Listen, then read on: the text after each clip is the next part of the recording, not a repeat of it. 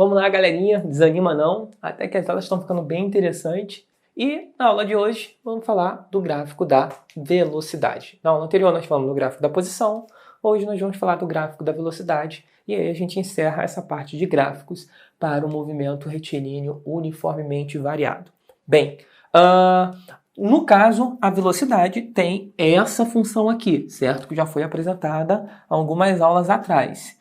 Só que eu quero que vocês façam um comparativo entre essa função, que eu reescrevi aqui em cima, a função da posição, tá? Essa aqui é a função da posição do movimento retilíneo uniforme, ok? É do movimento que a gente estudou bem anteriormente, do início das aulas.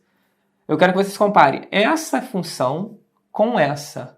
E depois compare com a expressão genérica da função polinomial do primeiro grau. Se a gente parar para analisar, observe. Basicamente, eu tenho uma grandeza do lado de cá da igualdade, ok? E do lado de lá, eu tenho três coisas. Eu tenho uma constante sozinha, B é uma constante sozinha, e note que aqui eu tenho o S0 e o V0. São duas constantes, né? A é uma constante que está multiplicando x, onde y depende de x, ok? Então, no caso, a posição depende de t e tem algo multiplicando ele. Se vocês observarem bem, isso aqui é uma função do primeiro grau. Nós falamos nas aulas anteriores, ok? E essa expressão aqui, que já é do movimento retilíneo uniformemente variado, também é uma função do primeiro grau. Então, o que isso significa? Significa que tudo que aprendemos sobre a função do primeiro grau para esse cara aqui, vale para esse, certo? Só que esse cara aqui é do movimento retilíneo uniforme. Esse aqui vai ser do movimento retilíneo uniformemente variado. Então, a gente já pode afirmar categoricamente que o gráfico que vai aparecer aqui vai ser uma reta. Pode ser crescente ou pode ser decrescente, ok? E, recapitulando também, a gente sabe que quando eu multiplico a velocidade vezes o tempo, a unidade da velocidade é o metro por segundo. A unidade do tempo é o segundo. Metro por segundo vezes segundo, eu corto, isso é igual a metro. Voltando à ideia, toda vez que o que tiver aqui no eixo y vezes o eixo x, eu pegar o eixo y é velocidade, vezes o eixo x é tempo. Então, estou multiplicando v vezes t. Se o que aparecer aqui como resultado for uma grandeza que a gente consegue medir, então faz todo sentido calcular a área desse gráfico, tá bom? Vou deixar mais claro aqui fazendo um exemplo. Como assim? Vamos considerar que essa é a nossa expressão, certo? Para a velocidade, onde v depende de t. Como função, ela depende de t e tudo que tiver aqui aparecendo são constantes. A gente falou na aula anterior que V0 é uma constante e a aceleração para o movimento retilíneo uniformemente variado também é uma constante. É o que define esse movimento, é a aceleração constante. Então, vou jogar dois números aqui. Vamos supor que inicialmente a minha velocidade seja 2, ok? Então, vou colocar que V0 vale 2, vai ficar V de t é igual a 2. Mas a aceleração também é uma constante, em geral conhecida, vou colocar como sendo 3. Ok? Vezes t. Pronto. Do jeito que está escrito aqui, para cada vez que eu escolher um valor para t, eu acho uma velocidade. Isso aqui passa a ser a minha função. Função horária, como muitas das vezes a gente chama, função horária da velocidade ou função da velocidade, ok? Essa é a nossa função, e se isso aqui é uma função, a gente pode fazer um gráfico, correto? Na hora de fazer nosso gráfico, vamos fazer o seguinte: jogar valores para t, e conforme eu jogar os valores para t, eu vou achar o valor de v, vou colocando aqui, da mesma maneira que fizemos na aula anterior para a posição. Então, eu vou considerar que primeiro o t seja 0. Se o t for 0, 3 vezes 0 dá 0. Então, a velocidade é 2. Para t 0, eu estou aqui, ó, no 2. colocar com outra cor. Estou aqui, no 2. Ok? Aqui é 1, 2. Para t igual a 1, aí eu vou ter 3 vezes 1, 3. Mais 2, 5. Então, eu vou aqui, ó. Para t igual a 1, eu vou vir 1, 2, 3, 4, 5. Então, eu vou estar mais ou menos aqui assim, ó. Correto? E para t igual a 2, eu vou ter 3 vezes 2, 6. Mais 2, 8. E aí vai acabar aqui meu espaço, mas vai dar para colocar esse último ponto. 1, 2, 3, 4, 5, 6, 7, 8. E aqui na coisa 2 vai estar mais ou menos aqui. E esse aqui seria o meu gráfico. Tá? É uma reta. Só que olhar só para o gráfico ser uma reta, beleza, até aí a gente já sabia. Agora, quais são as informações que a gente tira da reta? Aí vem uma coisa super interessante. Quando nós temos a reta, nós podemos tirar, primeiro, uma informação devido ao seu coeficiente linear. Lembra do coeficiente linear? É aquele cara que passa aqui, ó. Então, tem uma informação associada ao coeficiente linear.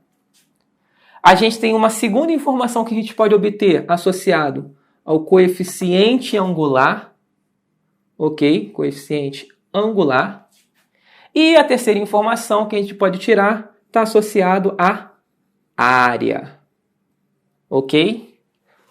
Sempre que a gente vê um gráfico, essas informações podem ser úteis. O coeficiente linear, o coeficiente angular e a área. Só que, quando a gente tinha o movimento retilíneo uniforme, ok? O coeficiente linear era a constante sozinha. O coeficiente linear era a posição. Para a gente, o coeficiente linear é onde a função corta aqui o eixo na vertical, né? Que é o valor 2, ela é a velocidade inicial. Tá aqui, ó, posição, nesse caso, para o nosso caso aqui, é a velocidade inicial. O coeficiente angular, que tinha aquela fórmula, coeficiente angular, vou chamar de, sei lá, de alfa, era igual a y2 menos y1 sobre x2 menos x1, ok? Que no caso, quando a gente estava falando dessa expressão aqui, ficava S2 menos S1 menos sobre T2 menos T1. E isso aqui servia para calcular o coeficiente angular, era a velocidade. Só que se a gente calcular o coeficiente angular aqui, a gente não vai achar a velocidade. O coeficiente angular nesse gráfico, ele vai ser, ó, no lugar da velocidade aqui em cima, quem tem? A aceleração. Se eu calcular o coeficiente angular desse gráfico, eu acho a aceleração. Então, eu vou deixar o link aqui, tá bom? Se você não lembra como é que calcula o coeficiente angular, para você voltar algumas aulas e dar uma olhada de como se calcula o coeficiente angular. E aí, no caso, são as informações que eu posso te dar. Aqui, eu não vou pedir isso. Por quê? Porque eu já te dei o coeficiente linear 2 e o coeficiente angular 3. É exatamente essas informações que eu teria. Mas se eu não tivesse dado a função e tivesse te dado o gráfico, aí eu poderia pedir para você, ó, dado esse gráfico, escreva a função. Aí você sabe que essa aqui é a expressão, já que é velocidade pelo tempo, e eu tenho uma reta, essa é a expressão. Só que aí você tem que achar a velocidade inicial e a aceleração, que aí você monta a função. Para achar a velocidade inicial, você olha a função, ó, portou aqui no 2. Aí você já acha a velocidade inicial. Beleza, só que falta achar a aceleração. Aí você tem que achar o coeficiente angular. Aí você, calculando o coeficiente angular por uma expressão parecida com essa, aí você vai achar o valor 3. Certo? Essas são as informações que nós podemos tirar diretamente tendo o gráfico e não tendo a função. Agora, independente de ter o gráfico e ter a função, uma outra coisa que pode ser pedido é a área. Como eu falei no início, a área desse gráfico de velocidade e tempo, ela tem significado físico. Até o primeiro, segundo bimestre, mais ou menos, talvez só no terceiro ou no quarto, que a gente vai aprender outros gráficos que precisem calcular a área. Mas toda vez que vocês verem velocidade e tempo, calcular a área pode ser bem útil. Por quê? Se eu calcular aqui, ó, de 0 até 2, que foi até onde eu fui aqui assim, ó. Vim até aqui, de 0 até 2.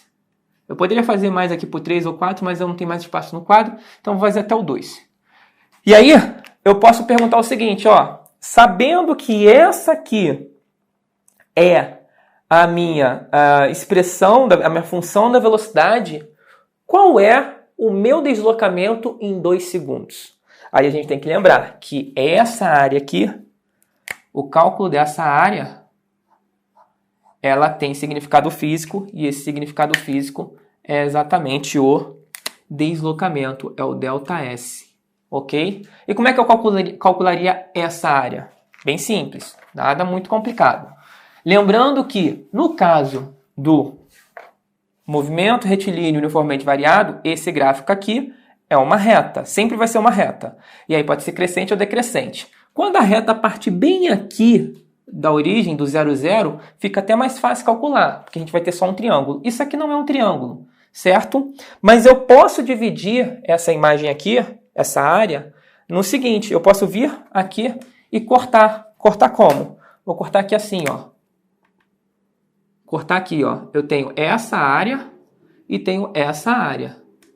Essa área de baixo, ela tem 2, e a altura aqui, ó, é 1, 2. Então, 2 por 2. Essa área aqui, do base vezes altura, vai ficar 2 vezes 2, 4. Só essa área vale 4. Agora, vamos calcular essa área aqui em cima. Essa área aqui em cima, que é um triângulo, que é base vezes altura, dividido por 2. Eu vou pegar aqui, ó. Aqui, de base, ela tem 2. De altura, cuidado, porque ela vem até o 8 aqui, mas ela começa aqui no 2. Ela tem de altura um total de 6, ok? Começa aqui, ó. 1, 2, 3, 4, 5, 6. De altura tem um total de 6. Então, vai ficar 2 vezes 6. Dá 12, ok? 2 vezes 6, 12. Só que divide por 2, porque é um triângulo. Então, vai dar 6. Então, a área total é a soma das duas. A soma das duas é igual a 10. Eu calculei a área. Ok, é um número. Só que, se o meu gráfico é velocidade e tempo, velocidade no eixo Y, e tempo no eixo X, no eixo horizontal, esse 10, ele é exatamente o valor, ele é a mesma coisa que o meu ΔS. Ok? Nós falamos isso também quando a gente está falando do movimento retilíneo uniforme. Só que no movimento retilíneo uniforme, a nossa velocidade, aqui é uniformemente variado, certo? A velocidade está mudando o seu valor. No movimento retilíneo uniforme, só para lembrar, a nossa velocidade, se ela é 5, ela é sempre 5, ela não muda.